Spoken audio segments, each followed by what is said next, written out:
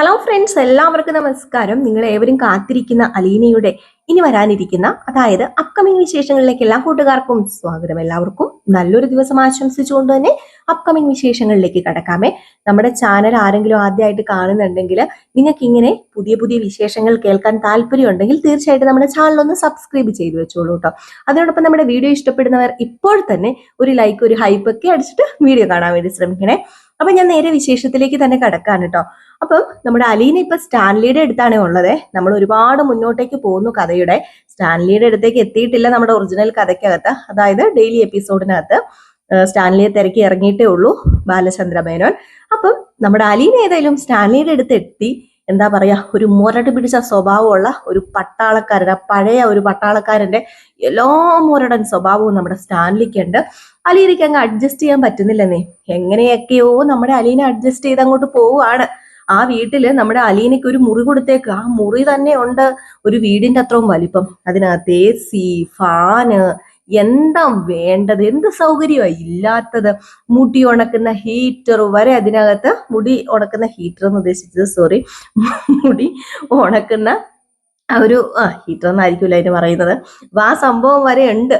അപ്പം ഒന്നും പുറത്തു പോകേണ്ട ഒരാവശ്യവും ഇല്ല. നമ്മള് എന്താ പറയാ, ആഗ്രഹിക്കുന്നത് പോലെ, ഏതൊരു പെൺകുട്ടിയും ആഗ്രഹിക്കുന്നത് പോലെ ഉള്ള എല്ലാ സൗകര്യങ്ങളും ഉണ്ട്. പക്ഷെ അലീനയ്ക്ക് ആ സൗകര്യമൊന്നും വേണ്ട കേട്ടോ. അലീനയ്ക്ക് എവിടെയെങ്കിലും ഒരു പായോ ഒരു തലയണയോ കിട്ടിയാൽ സ്വർഗ്ഗലോകം.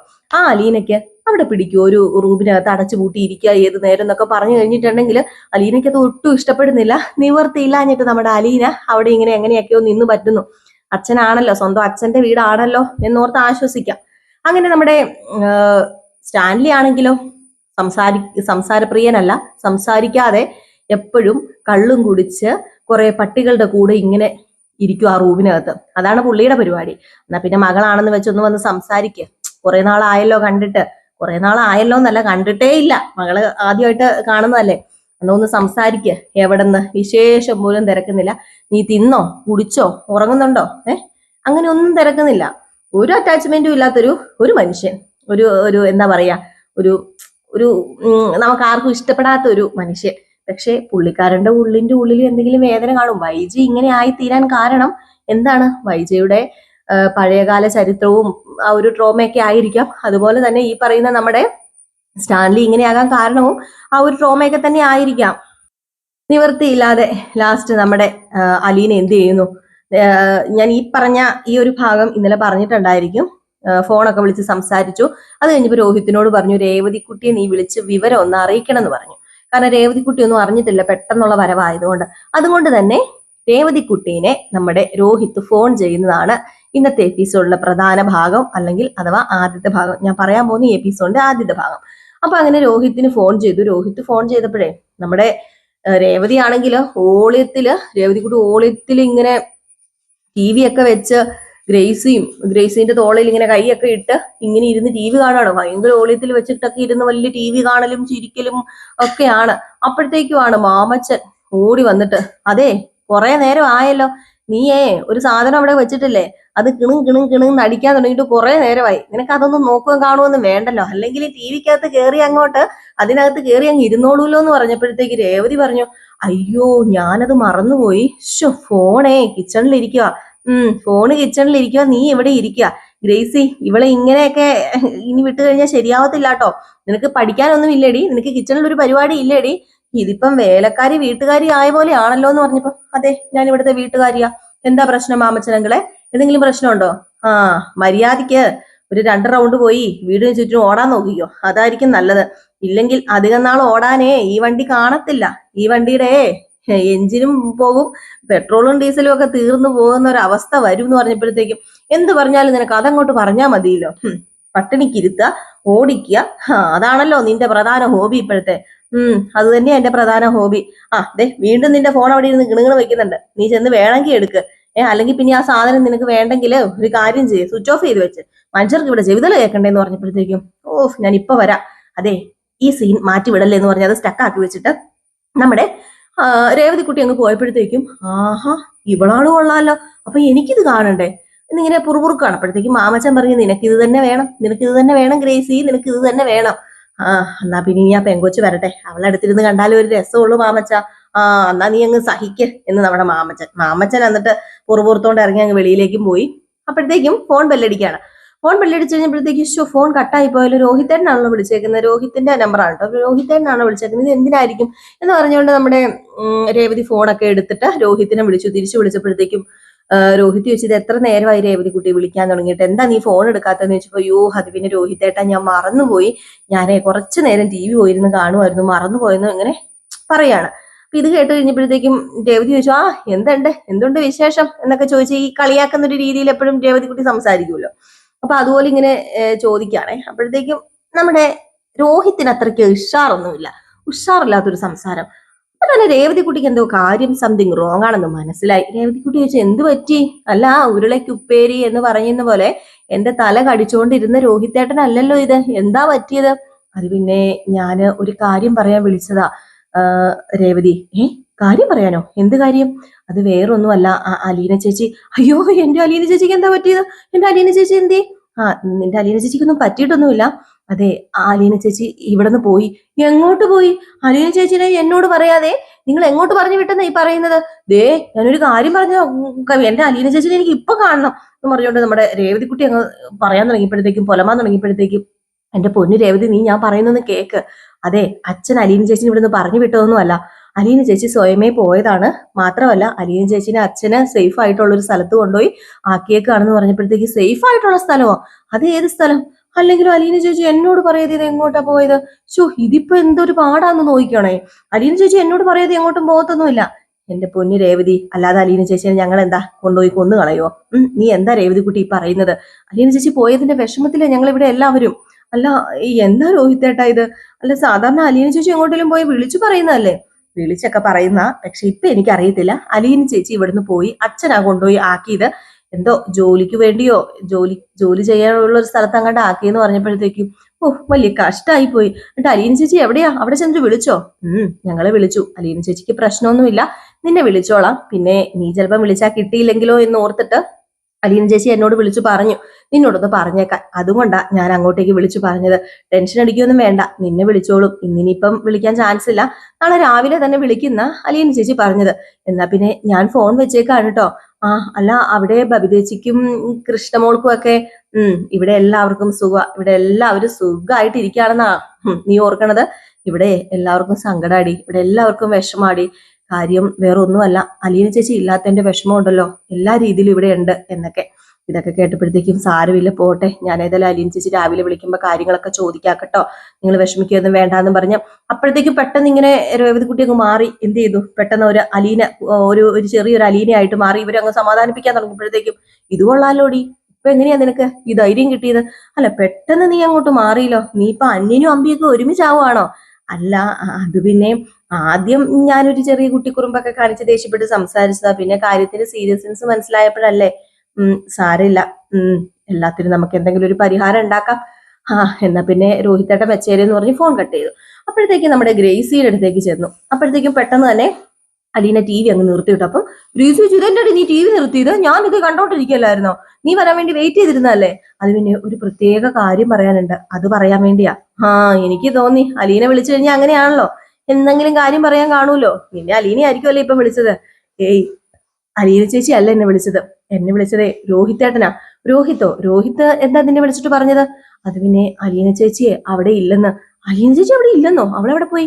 അലീന ചേച്ചീനെ എന്തോ അച്ഛൻ എവിടെയോ ജോലിക്ക് കൊണ്ടാക്കിയെന്നാ പറഞ്ഞത്. ആ പെങ്കൊച്ചിനോട് ഞങ്ങൾ പറഞ്ഞതല്ലായിരുന്നോ ഇവിടെ എറണാകുളത്ത് എവിടെയെങ്കിലും ജോലി ശരിയാക്കി തരാന്ന്? എന്നിട്ടിപ്പം ആ പെങ്കൊച്ച് പോയി എന്ന് കേട്ടപ്പം അപ്പൊ നമ്മുടെ രേവതിക്കുട്ടി പറഞ്ഞു, അത് പിന്നെ നമ്മളോട് പോലും പറയാതെ ആണല്ലോ, പെട്ടെന്നായിരിക്കും, ചിലപ്പോൾ നല്ലൊരു ജോലി കിട്ടിയപ്പോഴായിരിക്കും രാവിലെ തന്നെ അലീന ചേച്ചി വിളിക്കുന്ന പറഞ്ഞെന്ന് പറഞ്ഞു. അങ്ങനെ അവിടെ ഒന്ന് ശാന്തതയൊക്കെ ആയിട്ടോ. ഇതേ സമയത്ത് പിന്നെ കാണിക്കുന്ന സീൻ എന്ന് പറഞ്ഞാൽ നമ്മുടെ അലീനയാണെങ്കിൽ മിണ്ടാനും പറയാനും ആരും ഇല്ലാതെ ആ പഞ്ഞി പോലെ ഇരിക്കുന്ന ഒരു മെത്തയിൽ കിടക്കാനൊക്കെ ഒരു ബുദ്ധിമുട്ട്. അപ്പോഴത്തേക്കും അവിടെ കാര്യസ്ഥൻ വന്നു. കാര്യസ്ഥൻ പട്ടികളെ കൂട്ടിക്കയറ്റാൻ സമയമായപ്പോ വന്നതാ. പട്ടികളെ എല്ലാം കുറെ കൂട്ടിക്കയറ്റി, പക്ഷെ ഒരു പട്ടീനും കാണുന്നില്ല. തപ്പി മടുത്തു. ലാസ്റ്റ് അലീനയോട് വന്ന് ചോദിച്ചു, മോനെ ഇവിടെ എവിടെയെങ്കിലും ഒരു പട്ടീനെ കണ്ടായിരുന്നു എന്ന് ചോദിച്ചപ്പോഴത്തേക്കും, അവന്മാർ ഇതിലൊക്കെ നടപ്പുണ്ടായിരുന്നല്ലോ, ഞങ്ങളിങ്ങനെ ചിരിച്ചു കളിച്ച് ഒക്കെ നടക്കുകയായിരുന്നു എന്ന് പറഞ്ഞപ്പോഴത്തേക്കും, അല്ല ഒരാളെ കാണുന്നില്ലെന്ന് പറഞ്ഞു. അപ്പോഴത്തേക്കും നമ്മുടെ അലീനയ്ക്ക് എന്തോ ഒരു ചെറിയൊരു ശബ്ദം കേട്ടിട്ട് കട്ടിലിന്റെ അടി നോക്കിയപ്പോഴത്തേക്കും അലീനയുടെ കട്ടിലിന്റെ അടിയിൽ ഒരു പട്ടി ഇരിക്കുകയാണ്. അപ്പൊ അലീന, അമ്പട കള്ള, നീ എന്താണ് ഇവിടെ ഇരിക്കുന്നത്? നിനക്ക് എന്താണ് ഇത്ര സ്പെഷ്യൽ ആയിട്ടുള്ളത്? വന്നേ വന്നേ, ബാക്കി എല്ലാരും കൂട്ടി കയറിയില്ലേ? നിനക്ക് എന്താ കൂട്ടി കയറിയ കുഴപ്പം? സമയം എത്രയായി ഓർത്തോണ്ടാ? പോയി ചെന്ന് കിടന്ന് ഉറങ്ങിക്കേടാന്ന് പറഞ്ഞപ്പോഴത്തേക്കും നമ്മുടെ ഈ ഒരു കട്ടിലിന്റെ അടിയിൽ നിന്ന് പട്ടി ഇങ്ങനെ എണീറ്റ് വന്ന് വാലാട്ടിക്കൊണ്ട് പതുക്കെ അവിടെ നിൽക്കുകയാണ്. ഇതൊക്കെ കണ്ടപ്പോഴത്തേക്ക് അവിടുത്തെ കാര്യസ്ഥനും വല്ലാത്തൊരു അതിശയം തോന്നുകയാണ് കേട്ടോ. ഇതെന്ത് പറ്റി? ഇത് ഇങ്ങനെ സാധാരണ അവിടുത്തെ പട്ടീനെ ആരും അടുക്കത്തില്ല, എല്ലാവർക്കും പേടിയ പട്ടീനെ. അപ്പൊ ഇതെന്ത് പറ്റി? ഇത് എന്താണെന്ന് അറിയത്തില്ലല്ലോ. അപ്പൊ അങ്ങനെ വല്ലാത്തൊരു രീതിയിൽ ഇങ്ങനെ നിൽക്കുകയാണ്. അപ്പോഴത്തേക്കും, അല്ല കുഞ്ഞിനെങ്ങനെ ഈ പട്ടിയോടൊക്കെ ഇത്രയ്ക്കൊരു അറ്റാച്ച്മെന്റ്? അല്ല, ഇതിനു മുമ്പ് കുഞ്ഞിവിടെ വന്നിട്ടില്ല, ഇതുങ്ങളെ ഒന്നും കണ്ടിട്ടില്ല, പരിചയപ്പെട്ടിട്ടില്ല, പിന്നെ എങ്ങനെ ഇത്ര ഒരു അറ്റാച്ച്മെന്റ് വന്നതെന്ന് ചോദിച്ചപ്പോ അതങ്ങനെയാണ്, പണ്ട് മുതലേ എനിക്ക് പട്ടിയോട് ഒരു ഇഷ്ടമുണ്ട്, അതുപോലെ തന്നെ പട്ടികൾക്കൊക്കെ എന്നോടും ഒരു ചെറിയ ഇഷ്ടമുണ്ട്. നമ്മൾ അവര് ഉപദ്രവിക്കാതിരുന്നാൽ മതി. ഈ ഒരു ഐ കോണ്ടാക്ട് ഉണ്ടല്ലോ, അത് ഈ പട്ടികളോട് നമുക്ക് ഉണ്ട്. അപ്പം അങ്ങനെ വരുമ്പോഴത്തേക്കും ആ പട്ടികൾ നമ്മളെ ഒന്നും ചെയ്യില്ല എന്ന് പറഞ്ഞപ്പോ ഈ ഐ കോണ്ടാക്ട് എന്നൊക്കെ പറഞ്ഞു കഴിഞ്ഞിട്ടുണ്ടെങ്കിൽ അതൊരു പ്രത്യേകതരം, അത് നമ്മുടെ കണ്ണിലൂടെയാണ് പട്ടികളോട് നമ്മൾ സംസാരിക്കുന്നത് എന്നൊക്കെ പറഞ്ഞപ്പോ ഇതൊക്കെ മോക്ക് എങ്ങനെ അറിയാം? ഇതൊക്കെ എനിക്കറിയാം. എന്തായാലും കുഞ്ഞിനെ സമ്മതിച്ചു തന്നിരിക്കുന്നു കേട്ടോ. ഇവിടത്തെ മുതലാളിയും ഇങ്ങനെയൊക്കെ തന്നെയാണ്. ഇതുങ്ങളാണ് മുതലാളിയുടെ കൂട്ടെന്ന് പറയുന്നത്. പെണ്ണും പിള്ളേനെയും മക്കളെയും പോലും വേണ്ടെന്നേ, ഇതുങ്ങളുടെ പുറകെയല്ലേ ഏത് നേരവും എന്നൊക്കെ പറഞ്ഞിട്ട് അവിടെ നിന്ന് ഒരു പട്ടീനെ വിളിച്ചുകൊണ്ട് നമ്മുടെ കാര്യസ്ഥലങ്ങ് പോയി. അലീന എവിടെ കിടക്കണം എന്നൊന്നും അറിയത്തില്ലാത്ത രീതിയിൽ ഇങ്ങനെ ഇരിക്കുകയാണ്. അലീനയ്ക്ക് കട്ടിലേ കിടന്നിട്ട് ഉറക്കം വരുന്നില്ല. വലിയൊരു കട്ടിലൊക്കെയാണ്. അവിടെ കിടന്നിട്ട് അലീനയ്ക്ക് സെറ്റ് ആവുന്നില്ല. അലീന എന്ത് ചെയ്തു? ഒരു ചെറിയ ഷീറ്റ് എടുത്ത് താഴെ വിരിച്ചിട്ട് ഒരു തലയിണയും വെച്ചിട്ട് അവിടെ കിടന്ന് ഉറങ്ങാട്ടോ ചെയ്തത്. ഏതായാലും ഈ സമയം പിന്നെ കാണിക്കുന്ന നമ്മുടെ രേവതിക്കുട്ടീനെയാ. രേവതി രാവിലെ കിച്ചണിലൊക്കെ ഇങ്ങനെ ഇരിക്കുവാണ്. അപ്പോഴത്തേക്ക് ഫോൺ ബെല്ലടിക്കുന്നത് കേട്ടു. പുറത്ത് ചെടി നനച്ചുകൊണ്ടിരിക്കുന്ന സമയത്ത് എങ്ങാണ്ടാണ്, കിച്ചണിലാണ് ഫോണ്, ചെടി നനച്ചുകൊണ്ടിരിക്കുന്ന സമയത്താണ് ഈ ഫോൺ റിങ് ചെയ്യുന്നത് കേട്ടത്. പെട്ടെന്ന് ഫോണിന്റെ റിങ് കേട്ടതും നമ്മുടെ രേവതിക്കുട്ടി അവിടെ നിന്ന് ഒറ്റ പാച്ചിലായിരുന്നു. വന്ന ഉടനെ ഫോണിന്റെ റിങ് അങ്ങ് നിന്നു. പെട്ടെന്ന് ഇതെന്താ പറ്റിയത്? ഞാനാണ് നോക്കിയിരുന്നതായിരുന്നു പറഞ്ഞപ്പോ അടുത്ത റിങ് കേട്ടു. അപ്പോഴത്തേക്ക് ഓടി ചെന്ന് ഫോൺ എടുത്തിട്ട് ഹലോ എന്ന് വെച്ചപ്പോഴേ, അതെ മോളെ, നിനക്ക് സുഖമല്ലേ എന്ന് നമ്മുടെ അലീനയുടെ ശബ്ദം കേട്ടത് എന്തോ ജീവൻ കിട്ടിയ പോലെ ആട്ടോ, ജീവൻ തിരിച്ചു കിട്ടിയ പോലെയാണ് നമ്മുടെ രേവതിക്കുട്ടിക്ക്. അയ്യോ, അലീന ചേച്ചി അല്ലേ നേരത്തെ വിളിച്ചത്? അതെ, ഞാൻ നേരത്തെ വിളിച്ചു, നീ കോൾ എടുത്തില്ല. അത് പിന്നെ ഞാൻ പൂന്തോട്ടത്തിലെ കുറച്ച് വെള്ളം ഒഴിക്കായിരുന്നു. ഞാൻ അറിഞ്ഞു കാര്യങ്ങളൊക്കെ. പോരട്ടെ, കഥകളൊക്കെ ഓരോന്നായിട്ട് ഇങ്ങ് പോരട്ടെ. ആരോട് ചോദിച്ചിട്ടാ നെടുമ്പുരയ്ക്കൽ തറവാട്ടിന്ന് പൊന്നുമോൾ ഇറങ്ങി പോയത്? അപ്പോഴത്തേക്ക് നമ്മുടെ അലീന പറഞ്ഞു, അത് പിന്നെ ഞാൻ ആരോട് ചോദിച്ചൊന്നുമില്ല, എന്നെ അച്ഛനാ ഇവിടെ കൊണ്ടാക്കിയത്. എവിടെയാ, ഏത് വീട്ടിലാ ഇപ്പം? എന്തെടുത്തോണ്ടിരിക്കുക? പെര തുടയ്ക്കുവാണോ, അടിച്ചു വാരുവാണോ, തുണി അലക്കാണോ എന്നൊക്കെ ചോദിച്ചപ്പം പെര തുടയ്ക്കുവല്ല, അടിച്ചു വാരുവല്ല, തുണി അലക്കുവല്ല, ഞാനിപ്പം ഒരു വലിയൊരു മുറിക്കകത്ത് AC-യും ഫാനും ഒക്കെ ഉള്ള വലിയൊരു മുറിക്കകത്ത് ഇപ്പം രാജകുമാരിയെ പോലെ ഇവിടെ കിടപ്പുണ്ടെന്ന് പറഞ്ഞു. രാജകുമാരിയെ പോലെയോ? എന്താ വേണ്ടത്, എന്താ വേണ്ടാത്തത്, എന്താ ഇല്ലാത്തത്? അത് മാത്രം ഇനി അറിഞ്ഞാ മതി. ഇവിടെ എനിക്ക് ചുറ്റിനുമുണ്ടല്ലോ അത് ചെയ്തു തരാനും ഇത് ചെയ്തു തരാനും 3-4-5 വേലക്കാരും ഉണ്ട്. ഇതെന്താ അലീന ചേച്ചി പറയുന്നത്? എന്തോ അലീന ചേച്ചി പറയുന്നത് എനിക്ക് തമാശ പോലെ തോന്നുക. സത്യം പറഞ്ഞ എനിക്കും ഇതൊരു ചെറിയ തമാശ പോലെയൊക്കെ തന്നെയാ തോന്നുന്നത് രേവതിക്കുട്ടി. സ്വപ്നം കണ്ടതുപോലെയൊക്കെ ഉണ്ട്. സ്വപ്നമാണോ? ഇങ്ങനത്തെ ഒരു സ്വപ്നം വേണോ വേണ്ട എന്നൊക്കെ ഇപ്പൊ തോന്നുന്നുണ്ടെന്ന് പറഞ്ഞപ്പോ എന്റെ പൊന്ന് അലീന ചേച്ചി ഒന്ന് വ്യക്തമായിട്ട് പറയുന്നുണ്ടോ? അത് പിന്നെ എന്നെ അവിടെ നെടുമ്പുരയ്ക്കൽ ബാലചന്ദ്രമേനോനെ കൊണ്ടാക്കിയത് എങ്ങോട്ടേക്കാന്നറിയാമോ? ഒരു റിട്ടയർഡ് കേണലിന്റെ വീട്ടിലേക്കാ. അവിടെ ഉണ്ടല്ലോ ഒരു റിട്ടയർഡ് കേണൽ, അതുപോലെ തന്നെ. അതുപോലെ എന്ന് പറയാൻ പറ്റത്തില്ല, അതിലും മുന്തി ഒരേനം. അപ്പോഴത്തേക്ക് റിട്ടയർഡ് കേണൽ എന്തുവാ അലീന ചേച്ചി വ്യക്തമായിട്ട് പറ. എന്റെ അച്ഛനില്ലേ സ്റ്റാൻലി, റിട്ടയർഡ് കേണൽ സ്റ്റാൻലി, നീ കേട്ടിട്ടില്ലേ? അലീന ചേച്ചി പറഞ്ഞു കേട്ടിട്ടുണ്ട്. അയാളുടെ അടുത്താണ് ഞാനിപ്പോ ഉള്ളത്. അലീന ചേച്ചി അച്ഛന്റെ അടുത്താണോ ഉള്ളത്? അതെ, ഞാനേ ഇപ്പം എന്റെ അച്ഛന്റെ അടുത്താ ഉള്ളത്. അയ്യോ, അപ്പം അതെങ്ങനെ അച്ഛനെ കണ്ടുപിടിച്ചു? അതൊന്നും എനിക്കറിയില്ല. എന്റെ അച്ഛനെ കണ്ടുപിടിച്ചു തന്നു. പക്ഷെ ഇപ്പം വല്ലാത്തൊരു കെണിയിലാ മോളെ ഞാനിപ്പോ വന്ന് നിൽക്കുന്നത്. ഇവിടെ നിന്നിട്ടെ ശ്വാസം മുട്ടുക. എനിക്ക് ഒന്നും ചെയ്യാൻ പറ്റത്തില്ലാത്തൊരവസ്ഥയെ. ഒരു മുറിയില് ഞാൻ തന്നെ കിടന്നുറങ്ങണം. ഒരു വലിയ വീട്, ഇവിടെ തന്നെ ഒരു 10-20 മുറിയുണ്ട്. അതില് ഒരു വലിയ മുറിയാ എനിക്ക്. പിന്നെ ഇവിടെ എന്താ വേണ്ടത്? കഴിക്കാനും വിളമ്പാനും ഒക്കെ ആൾക്കാര്. പക്ഷെ എനിക്ക് ഇവിടെ അങ്ങോട്ട് പിടിക്കുന്നില്ലെന്ന് പറഞ്ഞപ്പം അലീന ചേച്ചിയുടെ സ്വന്തം അച്ഛൻ തന്നെയാണോ അത്? പിന്നെ എന്റെ സ്വന്തം അച്ഛനാണെന്നാ പറഞ്ഞത്. അപ്പൊ പിന്നെ എന്റെ സ്വന്തം അച്ഛനായിരിക്കൂലോ. അല്ല, എന്നിട്ട് അച്ഛൻ എന്ത് പറഞ്ഞു? ഒരു മൊരടൻ അച്ഛൻ. ഇത് എന്റെ അച്ഛനാണോന്ന് തന്നെ എനിക്കിപ്പോ തോന്നിപ്പോവാ. എന്റെ അച്ഛൻ ബാലചന്ദ്ര മേനോനാ, അത് ഞാൻ മാറ്റുന്നില്ല. ഈ അച്ഛനെ എനിക്ക് വേണ്ട, വേണേ ഞാൻ നിനക്ക് തന്നേക്കാം. പോ അലീന ചേച്ചി, തമാശ പറയാതെ ഒരു കഥ പറഞ്ഞേ കേക്കട്ടെ. ഒരു ദിവസം പെട്ടെന്ന് നെടുമ്പുരയ്ക്കൽ ബാലചന്ദ്രമേനോൻ വന്നിട്ട് പറയാ നമുക്കൊരു സ്ഥലം വരെ പോണെന്ന്. എന്നെ കുറെ ആഭരണങ്ങളും ധരിച്ച് ഒരു സാരിയൊക്കെ ഉടുപ്പിച്ചിട്ട് ഇങ്ങോട്ടേക്ക് കൊണ്ടുവന്നു. പകുതി എത്തിയപ്പോഴാ പറഞ്ഞത് കേണൽ പഴയ കേണലിന്റെ വീട്ടിലേക്കാ പോകുന്നത് എന്നൊക്കെ. ഞാൻ പിന്നെ എന്തു പറയാനാ, ഇവിടെ കൊണ്ടാക്കിയിട്ട് അച്ഛൻ പോയി. എങ്കിലും അങ്കിൾ എന്ത് ചതിയാ ചെയ്തത്? ചതിയാണെന്ന് പറയാൻ പറ്റില്ലല്ലോ മോളെ. കാരണം അവർക്കൊക്കെ എന്നെ എത്ര നാൾ നോക്കാൻ പറ്റും? എന്റെ സ്വന്തം അച്ഛൻ്റെ അടുത്തേക്കല്ലേ അവർ കൊണ്ടാക്കിയിരിക്കുന്നത്. ഒരുപാട് കഷ്ടപ്പെട്ടിട്ടല്ലേ ഇപ്പം അച്ഛൻ എന്നെ സ്വന്തം അച്ഛൻ്റെ അടുത്തേക്ക് കൊണ്ടാക്കിയത്. പക്ഷെ എനിക്കിവിടെ ഒന്നും പിടിച്ചില്ല കേട്ടോ, ഞാൻ ചിലപ്പോ അങ്ങ് പോരും എന്ന് പറഞ്ഞപ്പോഴത്തേക്കും നമ്മുടെ രേവതി ഒരു ഒറ്റ ചിരി കേട്ടോ. ഇതിന്റെ ബാക്കി കഥയുമായിട്ട് ഞാൻ നാളെ വരാട്ടോ. അപ്പൊ എല്ലാവരും കാത്തിരിക്കുക, അടിപൊളി വിശേഷങ്ങളാണ് കേട്ടോ. ഇനിയിപ്പൊ അങ്ങോട്ടേക്ക് നമ്മുടെ സ്റ്റാൻലിയും അതുപോലെ അലീനയും തമ്മിലുള്ള ഒരു ഏറ്റുമുട്ടൽ തന്നെയാണ്. രണ്ടുപേരും രസമാണ് കേട്ടോ, രണ്ടുപേരുടെ സംസാരമൊക്കെ കേൾക്കാനൊക്കെ ആയിട്ട്. അപ്പൊ കാത്തിരിക്കുക. നമ്മൾ എല്ലാ ദിവസവും അപ്കമിങ് വിശേഷം ഉച്ചയ്ക്ക് ചെയ്യുന്നുണ്ട്. തീർച്ചയായിട്ടും ലൈക്ക് ചെയ്യുക, അതുപോലെ ഹൈപ്പ് ചെയ്യുക. ആരെങ്കിലും ആദ്യമായിട്ട് കാണുന്നുണ്ടെങ്കിൽ സബ്സ്ക്രൈബ് ചെയ്യുക. Tata, bye bye.